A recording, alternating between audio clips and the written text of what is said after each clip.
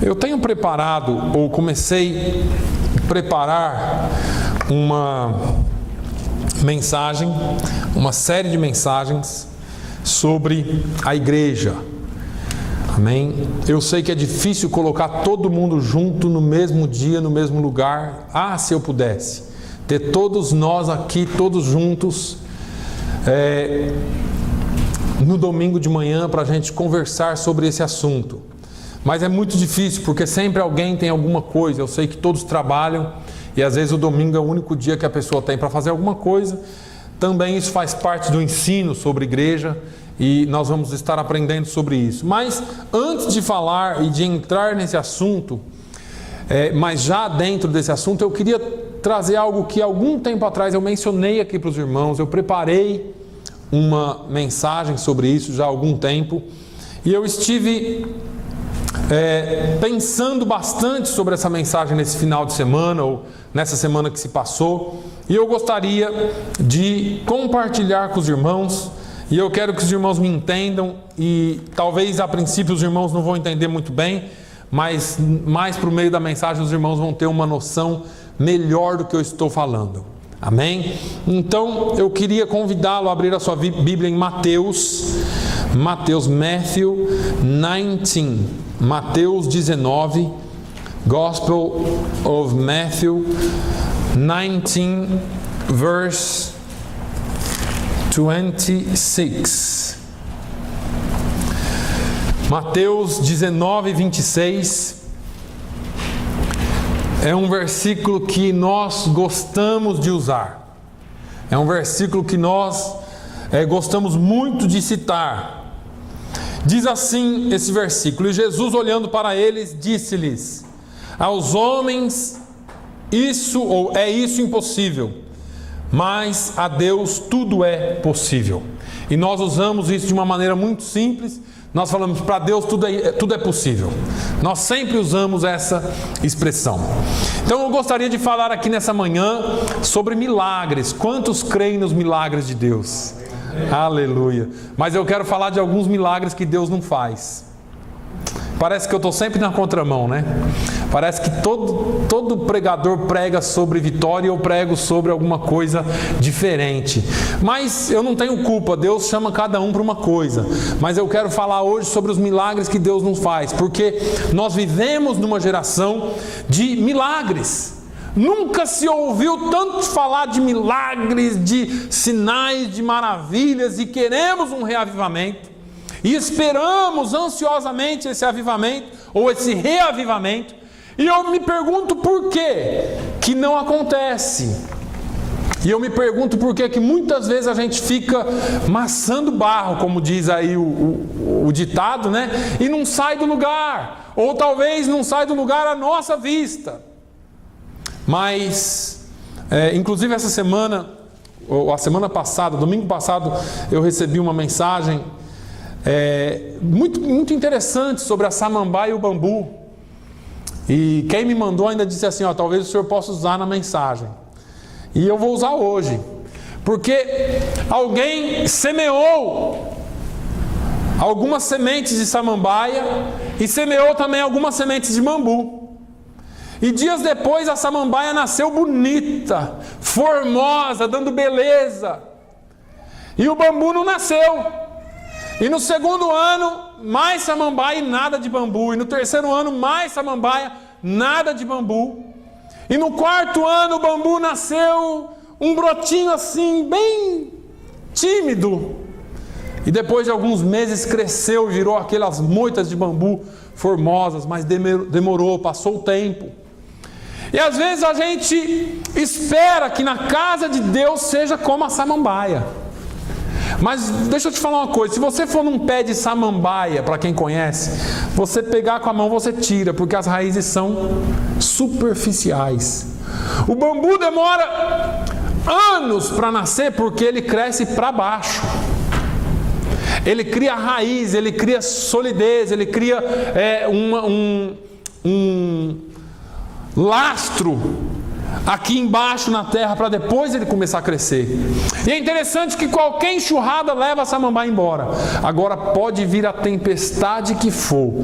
Vocês já ouviram falar aquele negócio de que tem que ser igual bambu, enverga mas não quebra? A vida cristã e a igreja do Senhor tem que ser assim.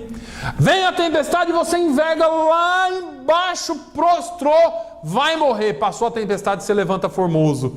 Porque é assim que acontece com a vida do crente que está fundamentado na palavra de Deus. Então os movimentos são movimentos de grandes milagres, de grandes coisas, mas a palavra de Deus, ela é um pouquinho diferente, um pouquinho mais realista. E eu acho que Deus me chamou, talvez nesse tempo, para tentar te fundamentar na palavra de Deus, ao invés de tentar te envolver com emoções e movimentos. Mas eu quero que você preste atenção. Nesse verso nós vemos e entendemos o fato de que nada é impossível para Deus. E se eu perguntasse para você aqui o que é impossível para Deus, você dizia nada, pastor. Você iria dizer agora nada, não tem nada impossível para Deus. E não tem nada impossível para Deus. Ele é o Deus onipotente, soberano, o Rei e Criador do universo. Tudo Ele fez e nada do que foi feito sem Ele se fez, porque Ele é Senhor, Ele é Deus. E nós entendemos isso. E eu certamente não quero que você desacredite de nada disso, porque Ele é Deus, Ele é o Deus do impossível.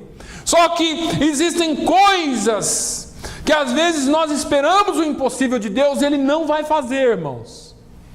E essa mensagem não é para te desencorajar de maneira nenhuma. Eu quero que você entenda isso como igreja, porque eu quero explicar para você. Deus, como eu disse, é o Criador do universo. Ele fez a lei, Ele fez a ordem, Ele criou todo esse universo, determinou o universo pela sua ordem. A ordem de Deus é completamente matemática, mas ninguém consegue entender. Mas nós não devemos esperar algumas coisas contrárias à lei de Deus e nem a lei natural que Deus impôs para as coisas. E você pode dizer assim, pastor, Deus age no sobrenatural. Age. Essa questão de a ordem natural das coisas, Deus pode inverter a ordem. Mas deixa eu te colocar um pouquinho mais dentro do que eu quero te falar.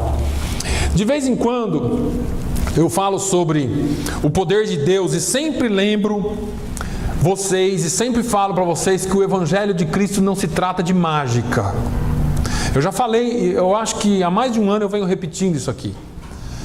Você ouve a palavra e pronto, saiu daqui outra pessoa. Não é assim. Você ouve a palavra e você tem que tomar decisões na sua vida, porque a palavra de Deus não é mágica.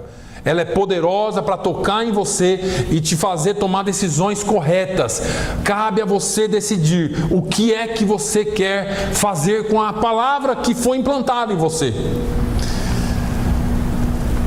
Se você colocar a mão num objeto quente, porque a palavra de Deus diz que nada vai te acontecer, você vai se queimar. E aí você fala assim, mas a palavra de Deus diz que nenhum mal chegaria à minha tenda. Como que eu vou tocar esse negócio quente e vai me queimar? Deus criou ordens naturais. Deus criou uma ordem natural para as coisas. Se você se jogar de um edifício, não espere que você não vai achar o chão. Porque nem Jesus fez isso. Satanás disse para ele, olha, se lança daqui e Deus dará ordens aos seus anjos para que te sustentem.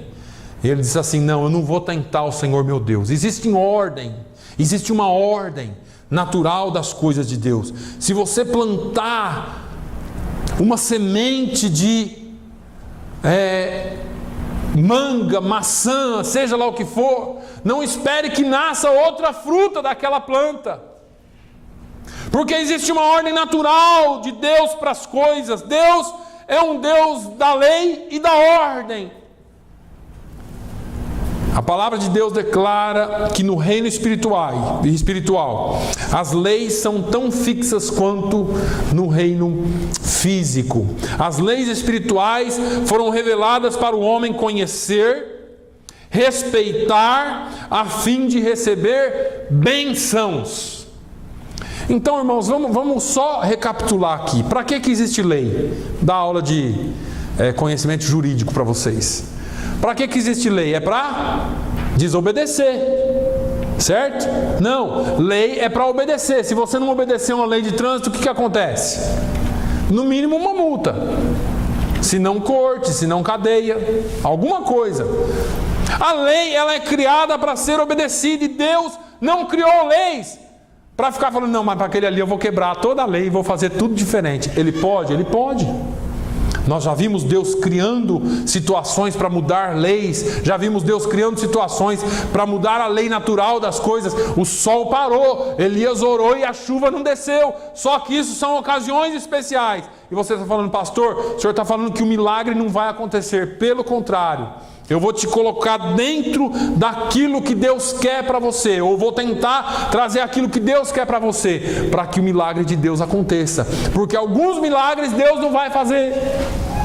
Ele pode, como Deus do impossível. O pastor disse aqui a semana passada, fazer banana crescer em poste. Pode. Só que ele faz.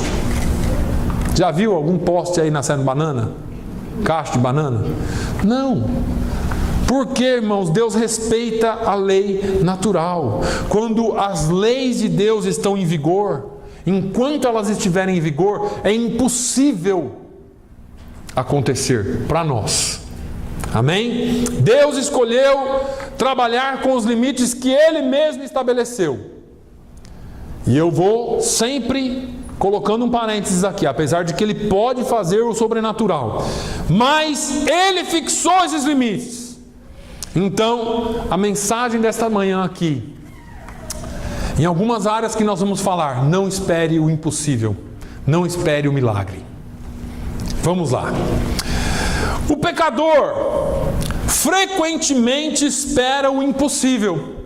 Como, pastor? Alguns esperam ser salvos por algum ato mágico ou misterioso de Deus. Vamos explicar isso melhor. As pessoas, elas acham que pode viver de qualquer forma, elas acham que elas podem fazer qualquer coisa, e Deus, num ato mágico, no último instante de vida dela, vai salvá-lo. Mas a Bíblia, ela tem uma lei natural para a salvação. E qual é essa lei natural para a salvação? Existe só um meio de ser salvo. Qual é? Pela graça através da fé. Não existe outro meio. Porque as pessoas pensam que, eu sou bonzinho, então eu vou ser salvo. Eu faço caridade, eu vou ser salvo. Eu faço isso, eu vou ser salvo. Não, a Bíblia diz que todos nós pecamos, destituídos estamos da glória de Deus, e não há outro meio de salvação a não ser pela graça através da fé. É assim que Deus escolheu, é assim que Deus estabeleceu. Para quê? Para que não tivesse maior ou menor, para que não tivesse diferença entre pessoas. Deus salva o rico, mas Deus também salva o pobre. Deus salva aquele que tem saúde, mas Deus também salva aquele que não tem saúde. Curar ou não é outro detalhe, mas Deus tem salvação para todos, por um único meio, Jesus. Pedro disse que não há nenhum outro nome pelo qual importa que sejamos salvos, a não ser pelo nome de Jesus. Só Ele é o caminho. Agora, nós devemos crer na palavra de Deus a respeito de Cristo como Salvador. Porque Paulo fala aos Efésios, porque pela graça sois salvos, mediante a fé, e isto não vem de vós, é dom de Deus. Não é para que eu e você nos gloriemos. Então, onde há salvação? Só em Jesus. Só em Jesus. E nós precisamos crer, porque Paulo, mesmo apóstolo, fala aos Romanos, capítulo 10 e versículo 10, porque com o coração se crê para a justiça, e com a boca faz confissão para a salvação. Deus também não faz acepção de pessoas. O pastor falou hoje aqui sobre Zaqueu. Um versículo anterior, Deus trata com o pobre. Um capítulo anterior, Deus trata com o pobre. No capítulo seguinte, Deus trata com o rico. E Deus trata com todos da mesma forma. É interessante como tomamos isso para o nosso bem. Deus não faz acepção de pessoas, hein? Então você não faz acepção comigo, porque Deus não faz acepção de pessoas. Mas nós fazemos acepção o tempo todo.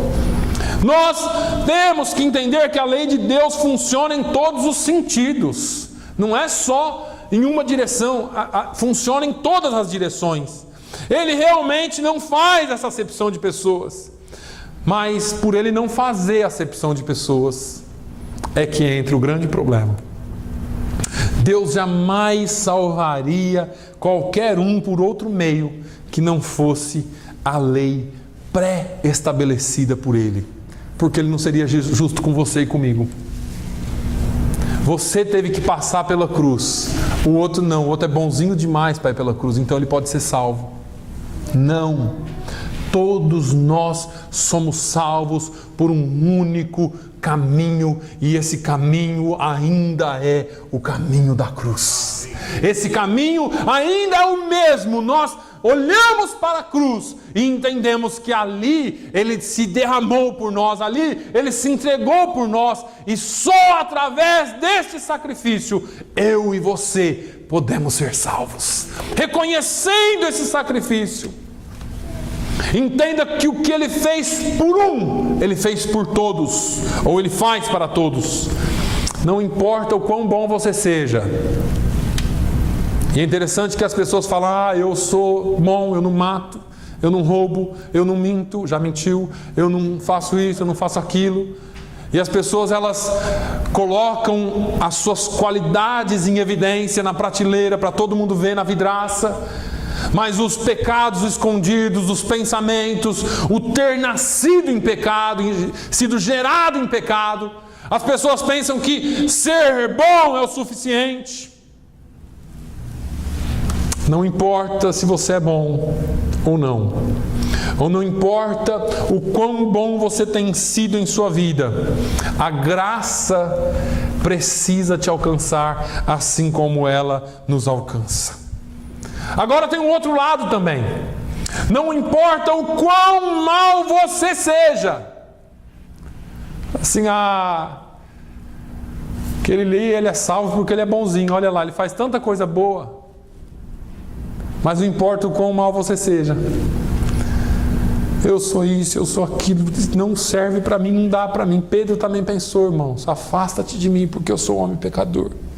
Se prostrou na presença de Jesus, não queria nem ficar perto de Jesus.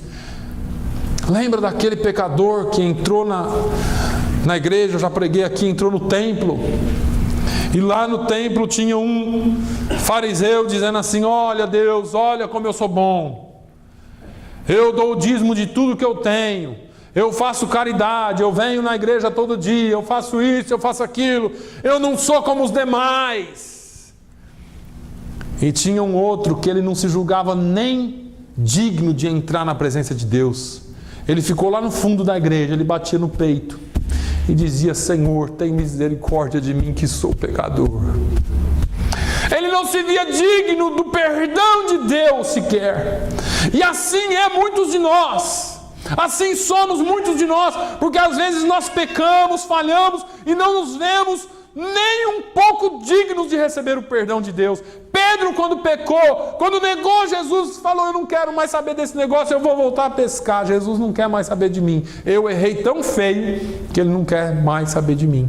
E assim é quando nós falhamos. Colocamos propósitos na nossa vida: agora eu vou fazer assim, agora eu não vou mais fazer isso, agora eu vou fazer força, eu não quero mais errar, eu não quero mais. E no outro dia você faz a mesma coisa, você fala assim: meu Deus, eu não sou digno, eu não posso, eu não sou digno do seu perdão, eu não sou digno nem de ser chamado seu filho. Eu quero te dizer que o amor de Deus é o mesmo por você. Não há nada que você faça que possa diminuir ou aumentar o amor de Deus pela sua vida. Ele te ama e Ele se entregou por você, sendo você e eu ainda pecadores. Ele nos amou primeiro. E Ele diz: não há nada que você faça e não há nada que você possa fazer que vai diminuir o meu amor por você. Eu continuo te amando, Pedro. Pedro, vem cá. Tu me amas? Eu amo, Jesus. Apacenta os meus cordeiros. Tu me ama, Pedro? Amo, Jesus. Apacenta as minhas ovelhas. Tu me ama, Pedro? Senhor, tu sabes que eu te amo. E muitas vezes nós estamos na mesma situação. Apesar da nossa falha, você fala: Senhor, eu te amo, mas eu não estou conseguindo. E nessa manhã o Espírito Santo de Deus enche a sua vida, para que você dê um passo em direção à vitória. Que nessa manhã o impossível de Deus possa acontecer em você. Aquilo que você nunca conseguiu fazer, aquilo que você nunca conseguiu largar, aquilo que você nunca conseguiu vencer, hoje Deus te dá força para vencer, porque o amor dele é por você, assim como é por todos nós. Não existe nenhuma diferença. O perdão de Deus alcança a todos, não importa o quão pecador e o quão ruim Satanás faz com que você se sinta. Você é precioso, você é preciosa nas mãos do Senhor. Não estou incentivando você a continuar no erro. Eu estou dizendo que Jesus te ama independente dos seus erros. Jesus te ama mais do que qualquer outra coisa. Mas alguns esperam ser salvos sem a obediência ao Evangelho. E esse é outro milagre que Deus não faz. Porque não tem jeito, irmãos. A palavra de Deus é certa e não falha. O Evangelho, ele declara o destino da desobediência. E a desobediência não é o meu erro. Entenda isso. A desobediência é não aceitar. Porque só existe um pecado que não pode ser perdoado. E esse pecado é você não receber, não aceitar o sacrifício de Jesus na cruz do Calvário. Qualquer outro pode. Sabe quando Jesus fala sobre a blasfêmia contra o Espírito Santo? Ele está falando o seguinte: o Espírito Santo, ele vai tentar fazer uma obra na sua vida. E o Espírito Santo, a função dele é convencer o homem do pecado, da justiça e do juízo. E ele vem até você pela palavra. E ele começa a falar dentro de você e fazer uma obra dentro de você. E você fala: não, eu não quero, eu rejeito essa obra. E quando você rejeita essa obra, não tem perdão. Porque sem essa obra você não entra e não herda o reino de Deus. Agora Paulo fala aos Tessalonicenses na sua segunda carta, no capítulo 1, versículos 8 e 9, ele diz: como labaredas de fogo, tomando vingança dos que não conhecem a Deus e que não obedecem ao Evangelho do nosso Senhor Jesus Cristo, os quais por castigo padecerão eterna perdição ante a face do Senhor e da glória do seu poder. Esses que não recebem o Evangelho, esses que não querem obedecer a nenhum custo, não é porque eles não podem, é porque eles não querem. Porque Jesus entende quando você não pode, assim como ele entendeu Pedro, assim como ele entendeu a fraqueza de Marta, assim como ele entendeu outros e perdoou a todos. Não é você não poder, é você não querer. É você falar: não, esse negócio eu não quero, não serve para mim. O Evangelho de Cristo é salvação para os que creem. O Evangelho de Cristo, ele é salvação para os que creem, mas ao mesmo tempo ele é julgamento para os que não creem. Porque o julgamento ele vem à luz da palavra. Principalmente aquele que ouve e não aceita. Ela se torna juiz. Porque você vai falar assim: não, eu não sabia disso. E alguém vai dizer um dia para você: lembra aquela velha ilustração do telão que tinha antigamente? Vai passar a sua vida toda num telão, vai mostrar alguém pregando para você. Isso é uma ilustração básica para a gente entender, né? Mas um dia, eu não sei de que forma, Deus vai falar assim para você: você ouviu e não aceitou. Não importa se é o telão, se é a telinha, se é só na sua mente, se é só no seu espírito, eu não sei.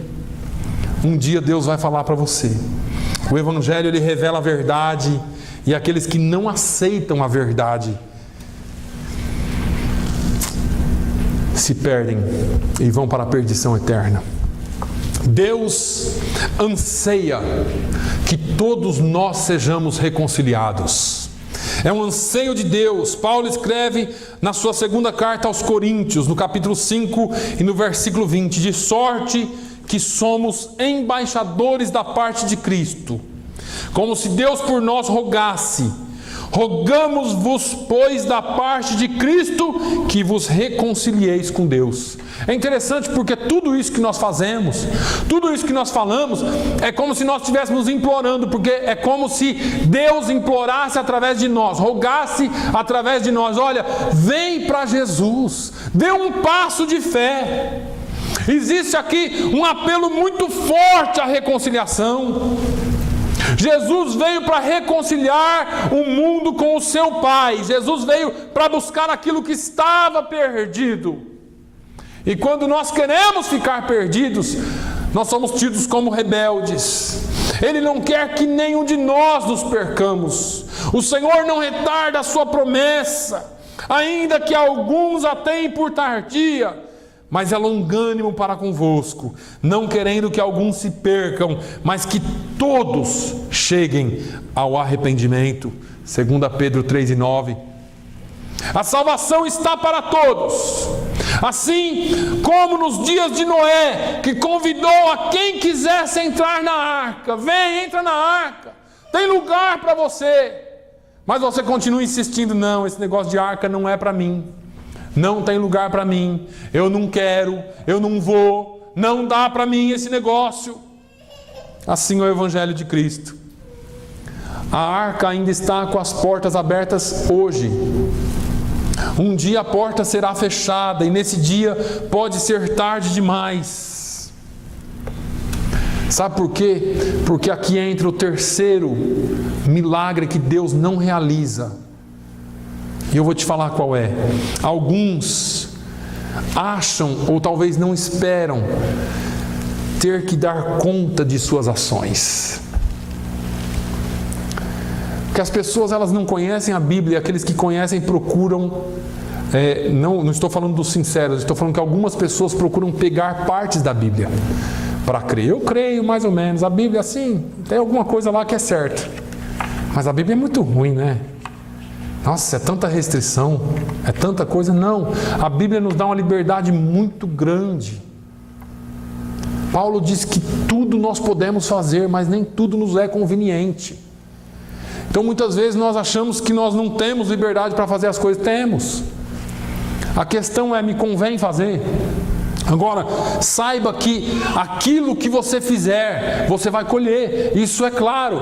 Gálatas, Paulo escrevendo aos Gálatas, ele fala: olha, não, Deus não se deixa escarnecer, porque tudo quanto o homem plantar, ele vai colher, ele vai ceifar. Se você plantar, eu já disse aqui, abobrinha, não espere colher alface. Quem tem horta em casa sabe do que eu estou falando. Por quê, irmãos? Porque nós vamos dar conta das nossas ações. 2 Coríntios 5:10. Porque todos devemos comparecer ante o tribunal de Cristo, para que cada um receba segundo o que tiver feito por meio do corpo, ou bem ou mal. Por meio do quê? Do corpo. É aqui, é na terra. Se você fez bem ou mal, você vai pagar. Agora, irmãos, fazer bem ou fazer mal, e eu quero aqui também trazer esse balanço, não é para salvação. Nós não somos salvos porque fazemos o bem, porque senão eu inverto a doutrina. Eu faço bem por ser salvo. Aí você vai dizer assim: pastor, está cheio de gente que não é salvo, que faz o bem. Bom, nós já falamos aqui, só existe um caminho para a salvação. E esse caminho para a salvação é Jesus. Não tem outro meio. Você pode fazer o bem que for, se você não tem Jesus, se você não aceitou o sacrifício de Jesus no Calvário, você não é salvo. Pode ser bom como for. Ah, aquele ali não vai então porque ele é tão ruim. Não, ele pode ser ruim como for. O dia que ele entregar a vida para Jesus, ele está salvo. E eu não estou falando aqui do processo de santificação, eu estou falando aqui de salvação. Todos nós vamos comparecer diante do tribunal de Cristo, e tudo que nós tivermos feito será colocado ou bem ou mal. E aí me lembra aquelas citações de Jesus: Jesus, curamos em teu nome, profetizamos em teu nome, expulsamos demônios em teu nome, fizemos tudo em seu nome, Jesus. Não conheço você não. Apartai-vos de mim, malditos, para o fogo eterno. Aí tem aqueles outros que vão chegar tão humildezinho, talvez com medo, falar assim: eu nunca profetizei, meu Deus, e agora? Eu nunca falei língua, e agora? Não vou entrar no céu, meu Deus. Mas Jesus vai falar assim: olha, eu tive fome e me destes de comer. Eu tive sede e me destes de beber. Eu estava nu e tu me vestistes. Você fala: Jesus, eu nunca nem te vi. Eu ia na igreja, eu recebia esse evangelho, mas eu nunca nem te vi. Você fez quando você fez a um dos meus pequeninos. Entenda que para entrar no céu você não tem que ter grandes coisas. Não precisa ser muita coisa aparente, mas quando você serve a Deus com integridade, quando você abre a sua porta para alguém, quando você oferece algo para alguém, quando Deus toca no seu coração para fazer algo para alguém, você fala assim: não sei se eu faço, ele vai aceitar, não vai aceitar. Faz! Porque Deus está tocando no seu coração. E quando você bate naquela porta, quem te atende é o próprio Deus, porque Ele quer que você faça pelos seus. E muitas vezes a gente fica pensando em coisas tão grandes. Eu queria pregar para uma multidão, milhões de pessoas, milhares, ser pregador de multidão. E às vezes você está fazendo com poucos, mas fazendo para muitos ao mesmo tempo. É isso que Jesus quer de você, nas coisas simples. A questão hoje é: eu sou santo ou santarrão ao ponto de poder entrar no céu? Não, a questão não é essa. A questão hoje é: os nossos pecados já foram cobertos pelo sangue do Cordeiro? Eu me lembro de Jesus falando assim, alguém falando assim: olha aquela multidão que está vindo, quem são? E alguém vai dizer assim: estes são os que tiveram as suas vestes lavadas no sangue do Cordeiro. Não são os que fazem grandes movimentos, não. Você só precisa ter as suas vestes lavadas e purificadas pelo sangue do Cordeiro. Como está a sua vida? Todos nós daremos conta diante de Deus. O maior milagre que Deus quer realizar na nossa vida é o perdão de pecados. A Bíblia não fala de festa no céu para nenhuma cura. O coxo andou, os anjos estão fazendo festa. Não. O cego viu, os anjos estão fazendo festa. O mudo falou, os anjos... Não, nada disso. Isso quem faz é a gente. Jesus falou assim: olha, a festa no céu quando um pecador se arrepende. Não existe nada maior para Deus do que um pecador se render. E a igreja inverteu esses valores, porque quando alguém é curado, o negócio parece que vai virar de ponta cabeça. Agora, quando alguém aceita Jesus, fica todo mundo aí assim, ó. Aceitou Jesus, glória a Deus. Os irmãos estão todos assim: aceitou, é só mais um. Tinha que ter festa, tinha que ter cântico, tinha que ter louvor, tinha que ter palmas, tinha que ter dança, sei lá, expressa a sua alma, mas louve a Deus por uma alma que é salva. Aleluia. Se você ainda não foi remido pelo sangue do Cordeiro, talvez hoje seja a sua oportunidade. Muitos cristãos esperam o impossível.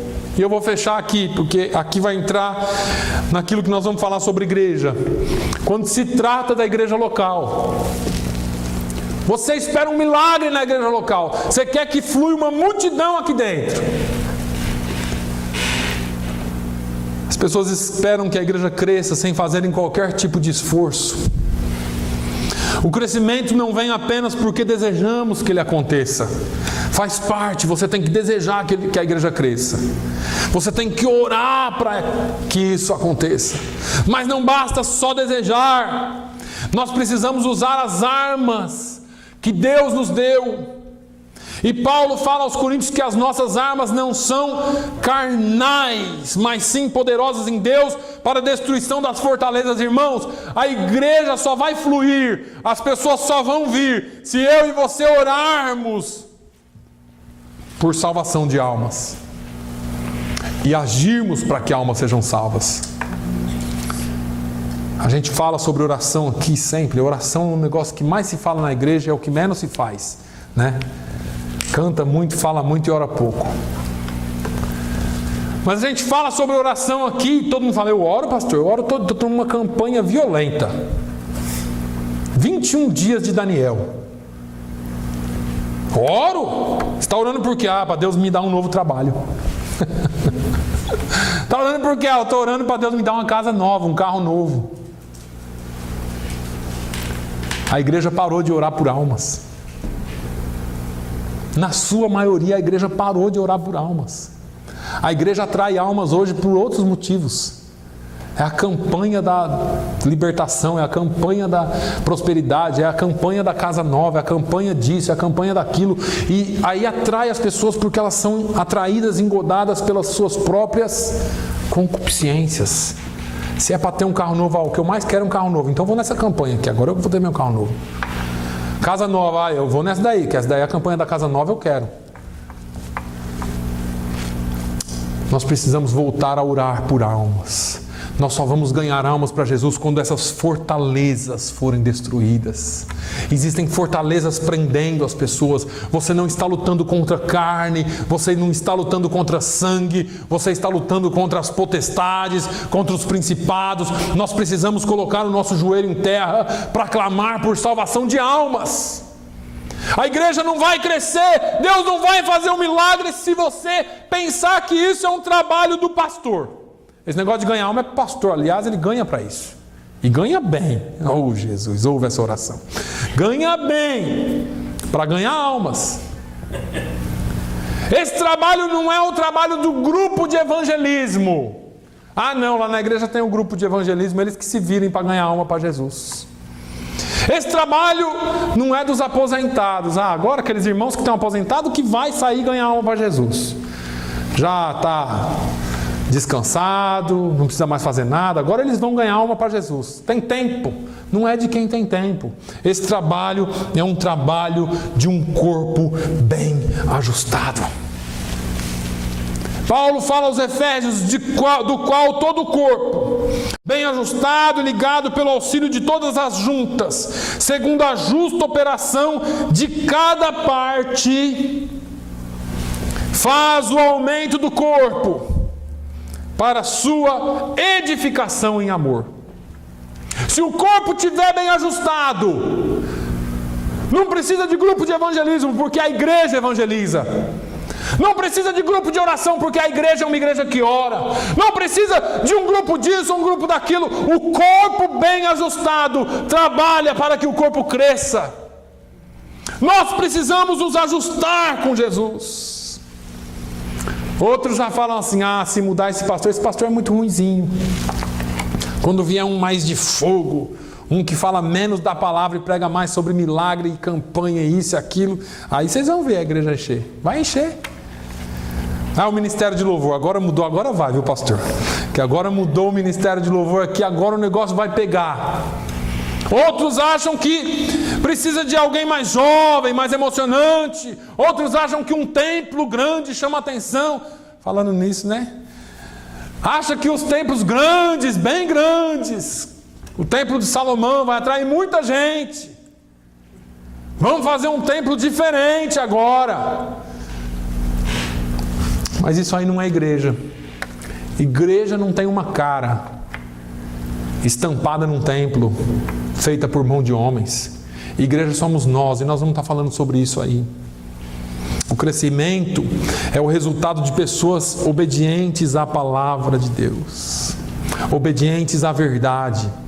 Muitos esperam que a igreja cresça sem eles fazerem nada. Muitos esperam aumentar a participação dos visitantes na igreja sem nunca convidarem ninguém. Muitos esperam que os vizinhos e familiares sejam salvos, mas nunca os confrontou com a verdade do Evangelho.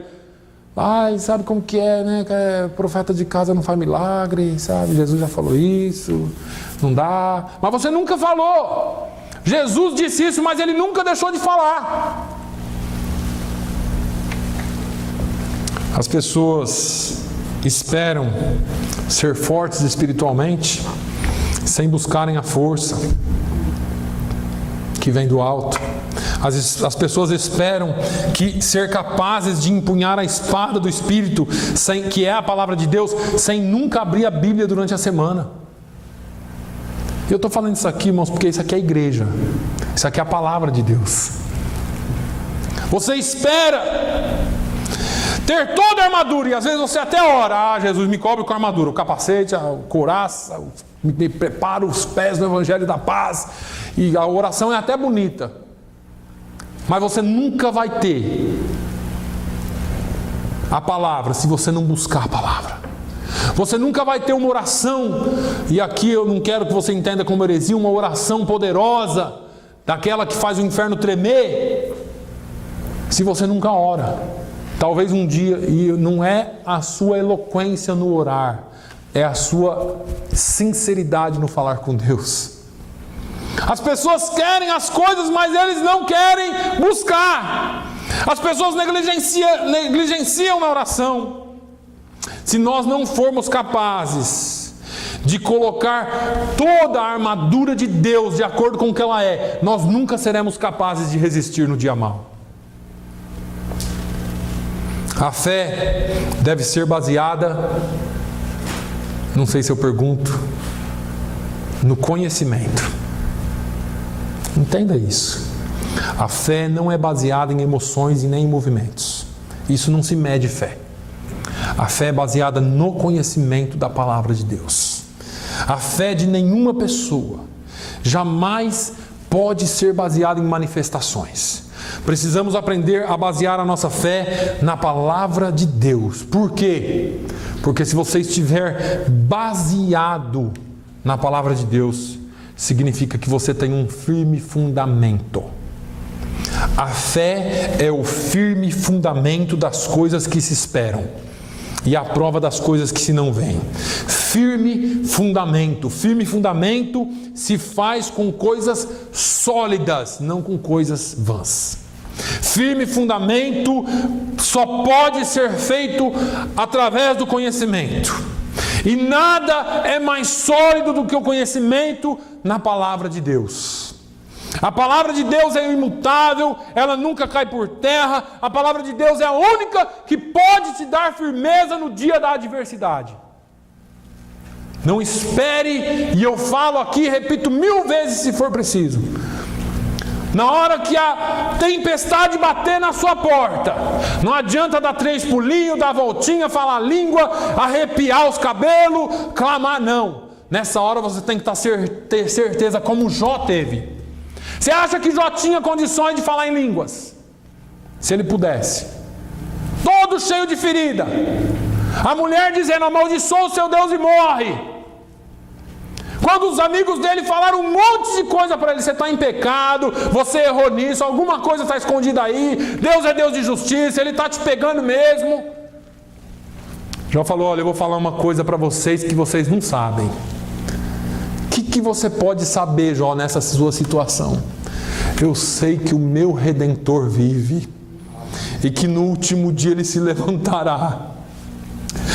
Pode estar vindo o vento que for, a tempestade que for, você tem que saber quem é o seu Deus. Você tem que conhecer Ele de perto e dizer, eu sei que o meu Redentor vive. Aleluia. Só vem através da palavra de Deus. Pastor, o senhor falou um monte de coisa aí. Não posso falar língua, não posso profetizar, não posso... Pode, irmão. Se for do Espírito Santo de Deus, a palavra nos dá isso ainda hoje. Com ordem e com decência. Mas nada pode remover a solidez da palavra de Deus na sua vida. Paulo falou ainda que se qualquer um chegar pregando qualquer outro evangelho, pode ser um anjo do céu, e ele chegar pregando um outro evangelho que não seja este que nós já temos anunciado, que seja maldito, que seja anátema. O Evangelho é um só e não muda. A palavra de Deus é a mesma. O Deus que nós servimos é o mesmo. Ele não muda, não há sombra e nem variação. E eu e você temos que estar solidificados nesta palavra. Nós vamos continuar. Que Deus abençoe a sua vida e que a palavra de Deus seja viva na sua vida. Se você nunca veio a Jesus através da cruz, hoje é o seu dia. Se você já veio e sente o peso do pecado, o peso do erro, o peso de tudo que Satanás tem dito, você não merece mesmo. E nenhum de nós merecíamos. Mas a Bíblia diz que Ele pegou a nossa cédula, aquela nota promissória que você tinha assinado, que era a sua vida, onde estava escrito todos os seus pecados. Você fez isso, você fez aquilo, você mentiu, você isso, sua condenação é a morte. Alguém foi lá na cruz do Calvário, cravou aquela cédula e você foi perdoado de uma vez por todas. Não existe mais condenação para os que estão em Cristo Jesus, que não andam segundo a carne, mas segundo o Espírito. Amém? Que Deus abençoe a sua vida. Feche os seus olhos. Aleluia. Pai, eu oro, Senhor, nesta manhã, pela vida de cada filho teu. Senhor, alguns de nós entramos aqui com o peso do pecado. Outros de nós entramos aqui com o peso da decepção. O peso e a falta, a ausência da comunhão contigo. O motivo de tanta depressão no nosso meio, Jesus, é a distância que nós tomamos de Ti. Porque o Senhor está sempre conosco. Deus, eu quero te pedir no nome de Jesus que o Senhor derrame o seu amor nessa manhã. Prova uma vez mais para os teus filhos o teu amor. Que eles possam sentir, ó Deus, a alegria da salvação novamente. E que eles possam se regozijar, Senhor, em Ti. No nome de Jesus. No nome de Jesus, ó Deus, eu oro agradecido. Amém.